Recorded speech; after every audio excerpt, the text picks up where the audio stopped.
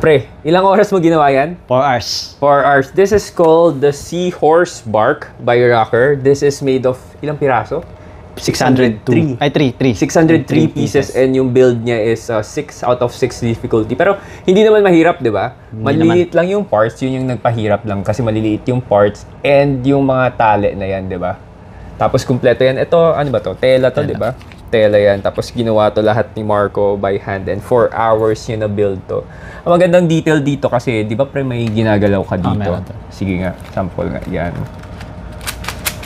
Yan. Lumalabas yung mga cannon niya na hidden, di ba? For battle mode.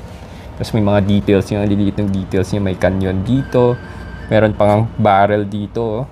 Yung mga parts na yan, no? Liliit ng parts na yan. Parang ganda. Ang ganda nito, oh. Kumuha ng flashlight or in this case yung camera light tapos nilagay mo sa likod, may lalabas na silhouette ng mga tao. And meron pa siyang kasamang maliit na ano ba to? Display. Meron pa siyang kasamang maliit na parang display accessory na sailboat rin yung design.